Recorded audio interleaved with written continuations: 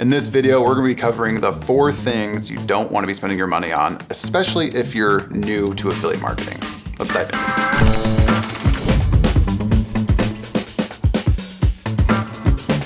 Okay, so I might ruffle some feathers with these, but let's go. These are things, again, you don't wanna be spending your money on, especially when you're new to starting out. First big thing here is expensive funnel or page builders.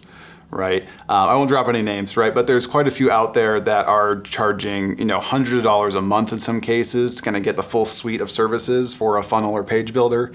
And honestly, if you're new and just getting going, you don't need that. That's a lot to kind of overcome from an initial, what's your cost per month perspective. And so you want to find one that's going to get you all the features you need and make good looking landing pages or be able to kind of copy things quickly without breaking the bank. There's plenty of them out there in the $40 a month to $100 a month range, depending on what kind of your budget is. For ClickBank, we've actually partnered with Convertri as a channel partner for funnel and landing page builders. And they, if you're a ClickBank account, you can actually get the full feature stack for a cheaper price through Convertri. We'll link to them in the description below. You can get that. I think it's in the $75 range. Don't quote me on that too much for Convertri. But again, the main point is that you don't need to be spending hundreds of dollars a month. Gosh, I personally use WordPress with Thrive Themes. Elementor Pro is another competitor to Thrive Themes, right? And that's a very budget-friendly option with all the features you could ever need for a full website or just funnels. Again, funnels are just pages linked together. So if you have a page builder, you can get off to the races and going. So treat your budget friendly. Don't go full on with hundreds of dollars a month. Just make sure it loads quickly, it has the bare minimum features you need, and keep it simple. Next main one is third-party tracking tools, right? In ClickBank Analytics, you can see your clicks and your hops, whatever you want to call them, and kind of the different conversion events throughout that. If you're doing Facebook ads or different native ads, those individual platforms will have analytic metrics as well you can follow. You typically don't need third-party tracking tools until you're at a scale where you're managing traffic sources from different sources, right? You want to see it all in one spot. The difference might be if you're starting to do some more scale on native, you might want to upgrade to a third-party tracking tool, and that can be helpful. Just sometimes the native tracking suites aren't as robust as, say, Facebook's or Google's, for example. But when you're first starting out, you should really just be focusing on one traffic source to begin with. And that if it's Facebook or Google again, or even ClickBank, right, you can kind of just focus on their analytics dashboard and not muddy the water with third-party tracking tools, which is just going to add to the cost.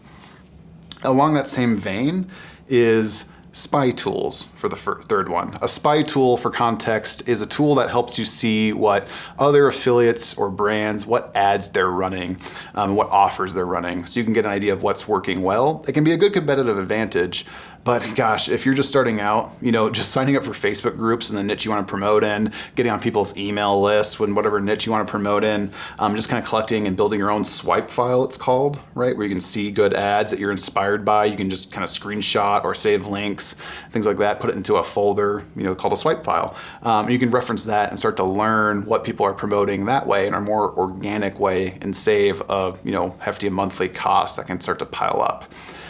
You just don't need it when you're first starting out.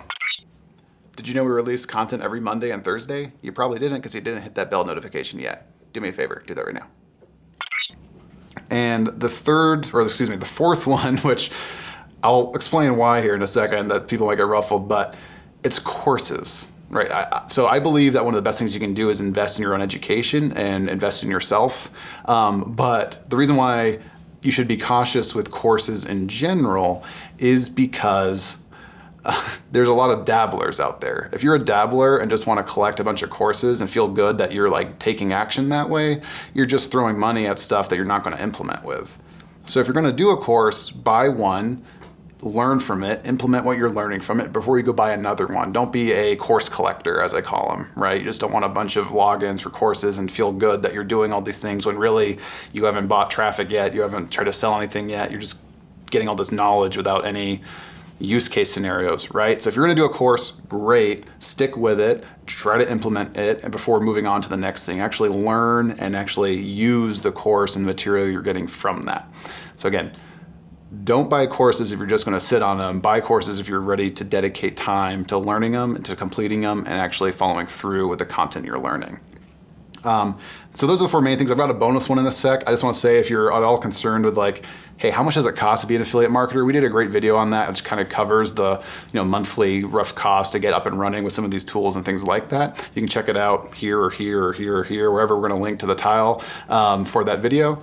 And then the last thing I just want to mention here is, a little bonus one is just your overall lifestyle as you start getting more money coming in from affiliate marketing. I see a lot of younger affiliate marketers or newer affiliate marketers who start to get some healthy commissions coming in on a weekly or daily, monthly basis, whatever it might be.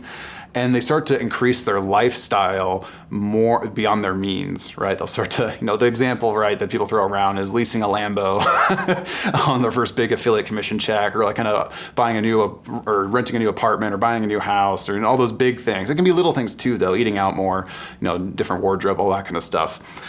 It's just personal finance best practices here, right? Live beneath your means, get used, to make sure your baseline is set.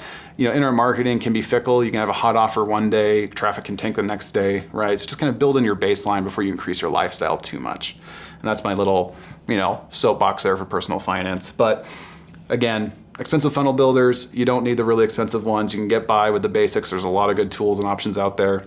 Third-party tracking tools, you can add them in later. You probably don't need them when you're first starting out, since you should be focusing on one.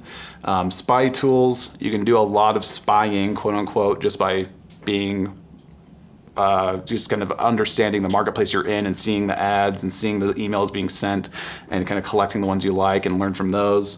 Courses, don't buy them if you're not going to do it. Right? Simple as that. Be committed if you're going to buy a course. Don't be a course collector, and live beneath your means. Thanks for watching. Happy scaling. Don't forget to like, subscribe, comment, and all that. If one of these jumped out to you, or if you disagree with me, let me know in the comments. This can be a sensitive topic, especially with some of those I'm sure I covered. So I'll see you in the comment section below. Happy scaling.